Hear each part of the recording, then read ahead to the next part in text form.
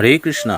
প্রিয় ভক্তবৃন্দ, আজকে আমরা শ্রীমদ্ ভাগবত গীতার 2টি শ্লোক এবং তার তাৎপর্য বিস্তারিত আলোচনা করব। ভগবদ্গীতার দ্বাদশ অধ্যায়ের প্রথম শ্লোক এটি, যেখানে অর্জুন ভগবান শ্রীকৃষ্ণকে একটি অত্যন্ত গুরুত্বপূর্ণ প্রশ্ন জিজ্ঞাসা করছেন। শ্লোকটি হল, এবং শতযুক্তা যে ভক্তাস্তাং পর্যুপাস্তে যে চাপ্পক্ষরম ব্যক্তং তেষাঙ্কে যোগবিত্তমাহা। এই শ্লোকটির তাৎপর্য এবং এর অন্তর্নিহিত অর্থ বিস্তারিতভাবে নিচে আলোচনা করা হল। তাৎপর্য: এই শ্লোকে অর্জুন ভগবান শ্রীকৃষ্ণকে দুটি ভিন্ন প্রকারের উপাসকের কথা জিজ্ঞাসা করছেন এবং জানতে চাইছেন যে এদের মধ্যে কারা শ্রেষ্ঠ যোগী বা যোগবেত্তা। এই দুটি প্রকার হল, সতত তোমার শ্রীকৃষ্ণের সগুণ রূপের উপাসনা করেন। এই প্রকার উপাসকগণ হলেন তারা যারা সর্বদা শ্রীকৃষ্ণের ব্যক্ত বা সাকার রূপের প্রতি নিবেদিত। তারা কৃষ্ণকে ভগবান, তাদের ঈশ্বর, বন্ধু, গুরু অথবা প্রিয়জন হিসেবে ভজনা করেন। এই পথটিকে ভক্তিযোগ বলা হয়, যেখানে উপাসক ঈশ্বরের গুণাবলী, নাম, রূপ এবং লীলার প্রতি আকৃষ্ট হন এবং তার প্রতি প্রেম ও সেবার মাধ্যমে নিজেদের যুক্ত করেন। এরা মনে করেন ঈশ্বরের প্রতি ব্যক্তিগত সম্পর্ক স্থাপন করাই মোক্ষের শ্রেষ্ঠ পথ। অক্ষর, অবিনাশী ও অব্যক্ত, অপ্রকাশিত ব্রহ্মের উপাসনা করেন। এই প্রকার উপাসকগণ হলেন তারা যারা নির্গুণ, নিরাকার ব্রহ্মের উপাসনা করেন। অক্ষর মানে যা ক্ষয় হয় না, অর্থাৎ অবিনাশী। অব্যক্ত মানে যা ইন্দ্রিয়ের দ্বারা প্রতীয়মান নয়, যা কোনো নির্দিষ্ট আকার বা গুণ দ্বারা সীমিত নয়। এই পথটিকে জ্ঞানযোগ বা যোগযোগ বলা হয়, যেখানে উপাসক ব্রহ্মের সর্বব্যাপী নিরাকার সত্তাকে উপলব্ধি করার চেষ্টা করেন। এরা জাগতিক মায়া ও বন্ধন থেকে মুক্ত হতে চান এবং ব্রহ্মের সঙ্গে নিজেদের একত্ব অনুভব করার মাধ্যমে মোক্ষ লাভ করতে চান। এরা প্রায়শই বৈদিক দর্শন ও উপনিষদের জ্ঞান দ্বারা প্রভাবিত হন। অর্জুন এই দুই প্রকারের উপাসকদের মধ্যে কে শ্রেষ্ঠ যোগী বা যোগবেত্তা, যোগবিত্তমাহা, তা জানতে চেয়েছেন।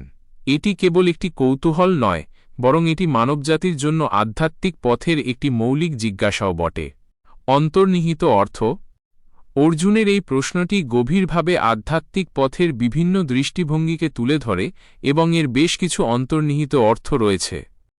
আধ্যাত্মিক পথের বৈচিত্র্য: এই প্রশ্নটি স্বীকার করে যে মোক্ষ বা আধ্যাত্মিক উন্নতির জন্য একাধিক পথ বিদ্যমান। কিছু মানুষ ঈশ্বরের সাকার রূপের প্রতি আকৃষ্ট হন, আবার কিছু মানুষ নিরাকার ব্রহ্মের ধারণায় শান্তি খোঁজেন। অর্জুন জানতে চাইছেন এই দুটি পথের মধ্যে কোনটি অধিক কার্যকরী বা শ্রেষ্ঠ। 2. ভক্তিযোগ বনাম জ্ঞানযোগের বিতর্ক: এটি সনাতন ধর্মে দীর্ঘকাল ধরে চলে আসা সগুণ, সাকার উপাসনা এবং নির্গুণ, নিরাকার উপাসনার শ্রেষ্ঠত্বের বিতর্কের প্রতি ইঙ্গিত করে। সাধারণ মানুষের জন্য ঈশ্বরের প্রতি ব্যক্তিগত ভক্তি ও প্রেম নিবেদন সহজ মনে হলেও দার্শনিক ও যোগীগণ নিরাকার ব্রহ্মের জ্ঞানকে চূড়ান্ত মুক্তি বলে মনে করেন। অর্জুনের প্রশ্ন এই বিতর্ককেই শ্রীকৃষ্ণের কাছে উত্থাপন করেছে। 3. সাধ্য বনাম সাধন: এই প্রশ্নটি বোঝায় যে আধ্যাত্মিক লক্ষ্যে পৌঁছানোর জন্য যেমন ভিন্ন ভিন্ন উপায় আছে, তেমনি ভিন্ন ভিন্ন মানসিকতা এবং সামর্থ্যের মানুষও আছেন। কিছু মানুষের পক্ষে নিরাকারকে ধ্যানে আনা কঠিন, তাদের জন্য সাকার উপাসনা সহজলভ্য এবং অধিক ফলপ্রসূ। আবার কিছু মানুষের কাছে নিরাকার সত্যই চূড়ান্ত। শ্রীকৃষ্ণ এই প্রশ্নের উত্তরে উভয় পথের গুরুত্ব ব্যাখ্যা করবেন এবং দেখাবেন যে ভিন্ন হলেও কিভাবে তারা একই গন্তব্যে পৌঁছাতে পারে, তবে একটি পথ অন্যদের জন্য অধিক উপযোগী। 4. ব্যক্তিগত ঈশ্বর এবং সর্বজনীন ব্রহ্ম: এই শ্লোকটি ব্যক্তিগত ঈশ্বর, পার্সোনাল গড, এবং সর্বজনীন ব্রহ্ম, ইম্পার্সোনাল অ্যাবসোলিউট ধারণার মধ্যে পার্থক্য তুলে ধরে। ভক্তিযোগীরা ঈশ্বরকে একজন ব্যক্তি হিসেবে দেখেন যার সাথে তারা সম্পর্ক স্থাপন করতে পারে। পক্ষান্তরে জ্ঞানযোগীরা ব্রহ্মকে একটি অবিনশ্বর, সর্বব্যাপী শক্তি হিসেবে দেখেন। 5. গুরুত্বের জিজ্ঞাসা: অর্জুন আসলে জানতে চাইছেন কোনটি অধিক ফলপ্রসূ বা সহজে অর্জনযোগ্য। মানুষ হিসেবে আমরা সবসময় জানতে চাই কোন পথটি আমাদের জন্য সর্বোত্তম এবং কোনটি আমাদের লক্ষ্যে দ্রুত পৌঁছাতে সাহায্য করবে। শ্রীকৃষ্ণ পরবর্তী শ্লোকগুলিতে অর্জুনের এই প্রশ্নের উত্তর দেবেন এবং ভক্তিযোগে শ্রেষ্ঠত্ব প্রতিপন্ন করবেন, বিশেষ করে সাধারণ মানুষের জন্য, কারণ সাকার ঈশ্বরের প্রতি ভক্তি নিবেদন করা সহজ এবং অধিক কার্যকর। শ্লোক: ইষ্টান ভোগান হি ব দেবা দাস্যন্তে যজ্ঞভাবিতা তৈর্দত্তান প্রদায়ৈভ্য যো ভুঙ্ক্তে স্তেন এব সহ। যজ্ঞের দ্বারা সন্তুষ্ট হয়ে দেবতারা তোমাদের অভীষ্ট ভোগ্যবস্তু নিশ্চয়ই দান করবেন, কিন্তু যে ব্যক্তি দেবতাদের দ্বারা প্রদত্ত সেই সকল বস্তু তাদের নিবেদন না করে ভোগ করে সে নিশ্চয়ই চোর। তাৎপর্য: এই শ্লোকটি শ্রীমদ্ ভগবদ্গীতার কর্মযোগের একটি গুরুত্বপূর্ণ অংশ। ভগবান শ্রীকৃষ্ণ এই শ্লোকের মাধ্যমে মানবজাতির প্রতি এক মৌলিক কর্তব্য এবং নৈতিকতার শিক্ষা প্রদান করছেন। এর তাৎপর্য বিস্তারিতভাবে নিচে আলোচনা করা হল। দেবতাদের ভূমিকা ও তাদের প্রতি কৃতজ্ঞতা। এই শ্লোকে দেবাহ বলতে শুধুমাত্র পৌরাণিক দেবদেবী নন, বরং প্রকৃতির বিভিন্ন শক্তিকেও বোঝানো হয়েছে, যা আমাদের জীবন ধারণের জন্য অপরিহার্য। সূর্য, আলো ও উষ্ণতা; চন্দ্র, ফসল উৎপাদন; বায়ু, শ্বাস-প্রশ্বাস; বৃষ্টি, জল সরবরাহ; মাটি, খাদ্য উৎপাদন; এই সকল প্রাকৃতিক শক্তি বা দেবতাদের অনুগ্রহেই আমরা জীবন ধারণের জন্য প্রয়োজনীয় সমস্ত কিছু পেয়ে থাকি। যেমন সূর্যের আলো ছাড়া ফসল ফলবে না, বৃষ্টি ছাড়া জল মিলবে না।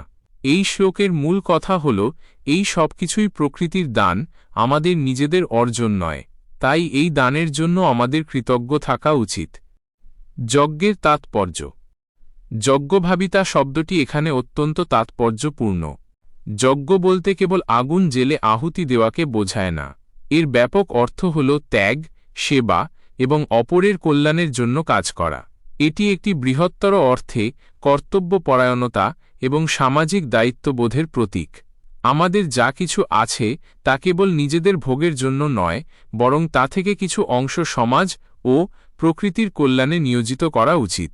যেমন একজন কৃষক ফসল ফলালে তার একটি অংশ দরিদ্রদের বা যারা উৎপাদন করতে পারে না তাদের দান করা উচিত। একজন ব্যবসায়ী তার লাভের অংশ জনকল্যাণে ব্যয় করতে পারে। এই ধরনের কর্মই এক প্রকার যজ্ঞ। চোরের ধারণা। শ্লোকের শেষাংশে বলা হয়েছে, তৈর্দত্তান প্রদায়ৈভ্য যো ভুঙ্ক্তে স্তেন এব সহ, অর্থাৎ যে ব্যক্তি দেবতাদের দ্বারা প্রদত্ত বস্তু তাঁদের নিবেদন না করে ভোগ করে সে চোর। এর অর্থ হল, আমরা যা কিছু প্রকৃতির কাছ থেকে বা সমাজের কাছ থেকে পাই তার জন্য আমাদের একটি নৈতিক দায়িত্ব থাকে। যদি আমরা কেবল গ্রহণই করি এবং বিনিময়ে কিছু না দিই, তবে আমরা এক প্রকারের ঋণী থাকি। এই ঋণের বোঝা শোধ না করলে আমরা নৈতিকভাবে চোর বলে গণ্য হই। উদাহরণস্বরূপ, কেউ যদি নদী থেকে জল নিয়ে সেই জলকে দূষিত করে অথবা গাছ থেকে ফল খেয়ে গাছ লাগানোর দায়িত্ব না নেয়, তবে সে প্রকৃতির প্রতি তার দায়িত্ব পালন করছে না। একইভাবে সমাজে যারা আমাদের জন্য বিভিন্ন পরিষেবা প্রদান করে, যেমন শিক্ষক, চিকিৎসক, সৈনিক, তাদের শ্রমের স্বীকৃতি না দিয়ে কেবল নিজেদের স্বার্থসিদ্ধি করাও এক প্রকারের চুরি। সামাজিক সমতা ও দায়িত্ববোধ। এই শ্লোকটি ব্যক্তি জীবনে কর্মযোগের শিক্ষা দেয়। এটি শেখায় যে আমাদের জীবন একা একা চলতে পারে না। আমরা একে অপরের ওপর নির্ভরশীল। প্রকৃতির দেওয়া দান এবং সমাজের পারস্পরিক সহযোগিতা ছাড়া আমাদের জীবন অচল। তাই আমাদের প্রাপ্তিগুলোকে শুধুমাত্র নিজের জন্য ব্যয় না করে তার একটি অংশ সমাজের কল্যাণে উৎসর্গ করা উচিত। এটি একটি ভারসাম্যপূর্ণ সমাজ গঠনের জন্য অপরিহার্য। ফলভোগের নৈতিকতা। শ্লোকটি বোঝায় যে কোনো ফল ভোগের আগে তার উৎস এবং তাতে জড়িত অবদানকারীদের প্রতি আমাদের সচেতন থাকা উচিত। আমরা যা কিছু ভোগ করি তার পেছনে প্রকৃতি, সমাজ এবং অন্যান্য প্রাণীর অবদান রয়েছে। তাদের প্রাপ্য অংশ না দিয়ে ভোগ করা হলে তা অনৈতিক বলে বিবেচিত হয়। এই অংশীদারিত্বের মনোভাবই কর্মযোগের মূল ভিত্তি। সংক্ষেপে, এই শ্লোকটি আমাদের শেখায় যে আমরা প্রকৃতির এবং সমাজের কাছে ঋণী। এই ঋণ শোধ করার জন্য আমাদের উচিত নিঃস্বার্থভাবে কর্ম করা, ত্যাগ স্বীকার করা এবং প্রাপ্ত সম্পদের একটি অংশ জনকল্যাণে ব্যয় করা। যে এই দায়িত্ব পালন করে না, সে নিজের অজান্তেই এক নৈতিক অপরাধ করে যা তাকে চোরের সমতুল্য করে তোলে। এটি কেবলমাত্র আধ্যাত্মিক জ্ঞান নয়, বরং একটি সুস্থ ও সামঞ্জস্যপূর্ণ সামাজিক জীবনের জন্য অত্যন্ত গুরুত্বপূর্ণ শিক্ষা।